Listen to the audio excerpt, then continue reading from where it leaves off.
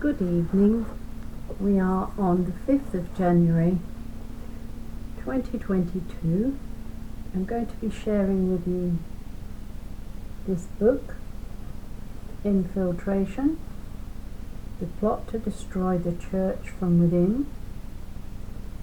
In the mid-19th century, clandestine societies, populated by modernists and Marxists, hatched a plan to subvert the Catholic Church from within.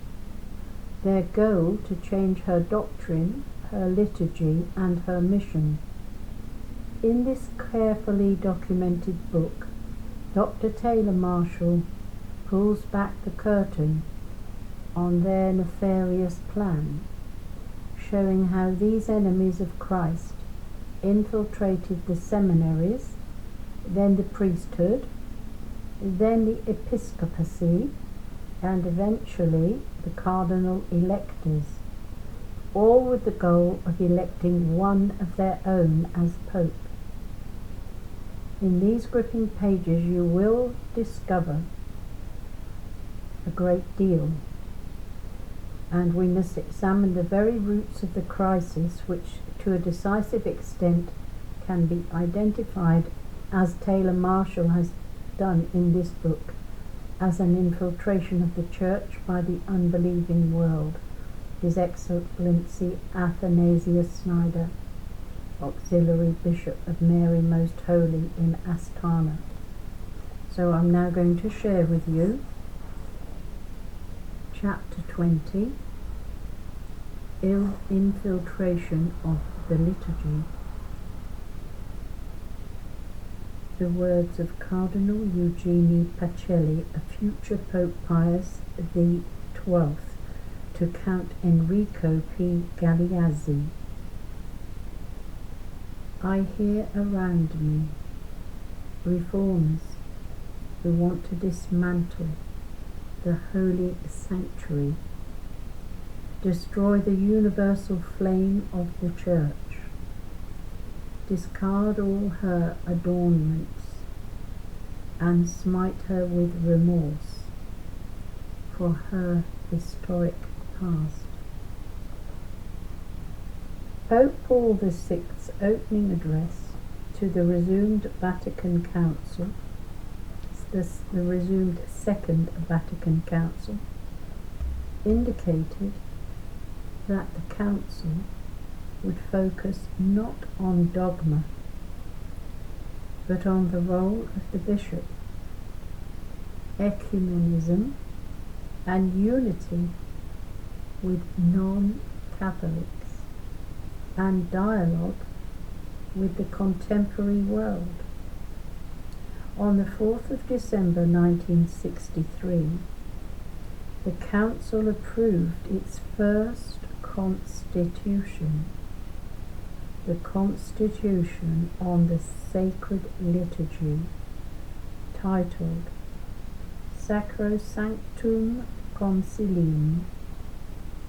It passed with a vote of 2,147 to 4. The goal of the document was to reform the Catholic liturgy so that the laity would more actively participate in the worship of God. Pope Pius X had previously urged that all Catholics learn to participate in the holy sacrifice of the Mass in his 1903 motu proprio on music, titled in Italian Tra le sollecitudini. Filled as we are with a most ardent desire to see the true Christian spirit flourish in every respect and be preserved by all the faithful, we deem it necessary to provide before anything else for the sanctuary sanctity and dignity of the temple, in which the faithful assemble for no other object than that of acquiring this spirit from its foremost and indispensable font, which is the active participation in the most holy mysteries and in the public and solemn prayer of the Church. Liturgical scholars note that this is the first historical exhortation to active participation of the laity in the liturgy. The text, however, has been exaggerated in the Italian translation, which reads partecipazione attiva, and also in the English version, which reads active participation. In the original Latin version of the text, the qualifier active is nowhere present. Quae est participatio divinorum mysterium, or which is the participation in the divine mysteries. The idea of active participation is not the official Latin version of the text. It has been added. Even if active participation is included, the context of the document is music and Gregorian chant, and indeed Pope Pius X did desire the congregation to know the sung responses and participate in Gregorian chant. The Second Vatican Council, however, meant something quite different by active participation when it stated, the rite of the Mass is to be revised in such a way that the intrinsic nature and purpose of its several parts, as also the connection between them, may be more clearly manifested, and that devout and active participation by the faithful may be more easily achieved.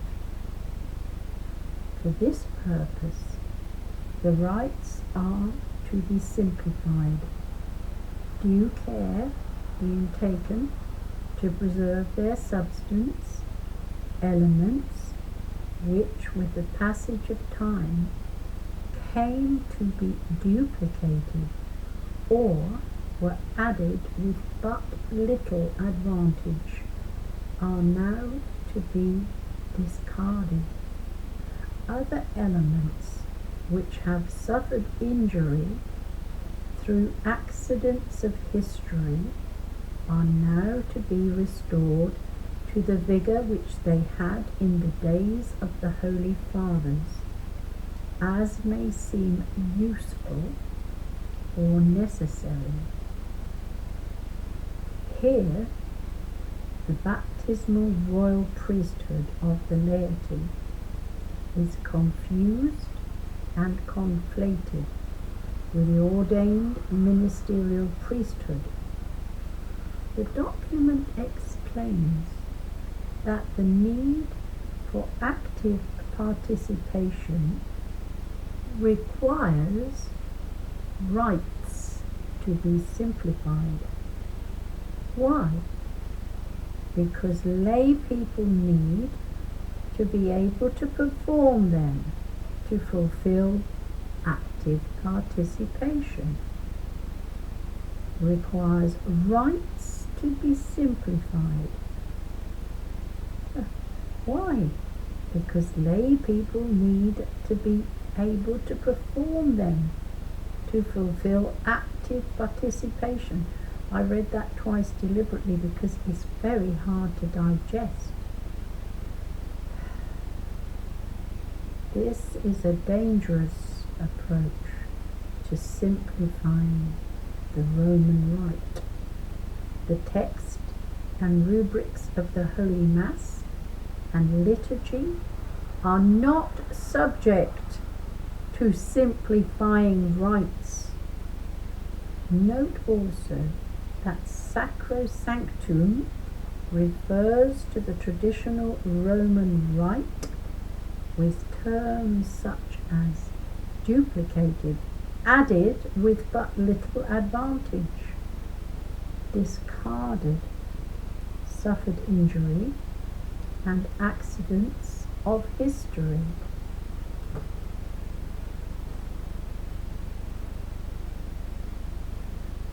The liturgy is reduced to utility, since the rites will be henceforth changed as may seem useful or necessary. This is Bugnini's approach to liturgy, and it was also the approach used by Martin Luther for Lutherans, and by Thomas Cranmer and Martin Bucer for the Anglican liturgy.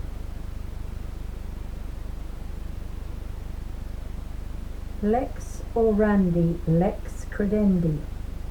The law of prayer is the law of belief. If you change the liturgy and prayers, you will necessarily change the faith. Sacrosanctum Concilium, also called for the vernacular, and by 1965, modifications to the liturgy of the Holy Sacrifice.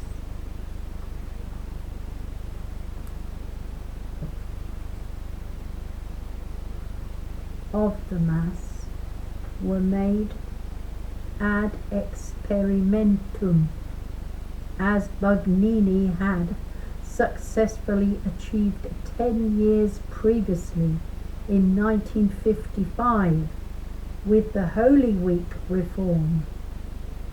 Pope Paul VI immediately began making modifications to the liturgy to conform it to the new active participation of Sacrosanctum Concilium. 1964. Pope Paul VI appoints Bugnini Secretary of the Council for the implementation of the Constitution on the liturgy. 1964, Pope Paul VI reduces the Eucharistic fast to 1 hour before reception of Holy Communion, whereas it used to be no food until after Holy Communion. 1965, Pope Paul VI allows an experimental missal. The changes include the following. I'm going to list them. Use of the vernacular is permitted. Freestanding table altars are encouraged. The Psalm Judica is omitted at the beginning of Mass. The last Gospel is omitted at the end of Mass. The Leonine prayers after Low Mass, including the St. Michael prayer, ratified by Pope Leo XIII, are suppressed. 1966. National Episcopal Conferences are ratified by Pope Paul VI's motu Propria Ecclesiae Sancti, 1967. The document Tres Abluc Annos simplifies the rubrics and vestments of the priest. Concelebration of priests at the altar is made a standard. Holy Communion under both species is now permitted to the laity. 1967. Married deacons are allowed by Pope Paul VI in Sacrum Diaconatus Ordinem. 1968. Paul VI changes the rite of ordination for bishops, priests, and deacons. Pope 1969. Pope Paul VI grants the indult for Holy Communion in the hand to nations where it is already the custom: Holland, Belgium, France, and Germany. 1969. Pope Paul VI promulgates the Novus Ordo Missae with his Apostolic Constitution Missal Romanum of 3rd of April. 1969. Pope Paul VI appoints Bugnini Secretary of the Congregation for Divine Worship in May. 1970. Novus Ordo Missal of Pope Paul VI is published on 26th of March. All these changes were drafted and implemented by Bugnini, who finished his work by being appointed Secretary of the Congregation for Divine Worship. Most notably, the Free Masonic Bugnini arranged for the abolishing of the powerful Leonine prayers after Low Mass, going back to Pope Leo the 13th, 3 Hail Marys, the Salve Regina, the prayer to St. Michael, and prayer for defense of the Church. The naive optimism of Vatican II wrongly led Pope Paul VI to remove the protection of Our Lady and St. Michael over the liturgy and the Universal Catholic Church. Before Bugnini's Mass was formally published to the world in 1970, a group of holy cardinals and bishops joined together in one last-ditch effort to block the Pauline Bugnini reforms over concerns that the Bugnini Mass promoted theological error, which it did indeed. This was the Ottaviani intervention of 1969. Thank you so much for listening. May God bless you. I'm sending you his peace and prayers in abundance, and may you always be happy and joyful in the Lord. And thank you once again for listening and sharing, and there is more to come. It gets worse as it goes along. I'll tell you what the heading is. The heading is Ottaviani Intervention Against Pope Paul VI. That is the next chapter, chapter 21. Thank you so much.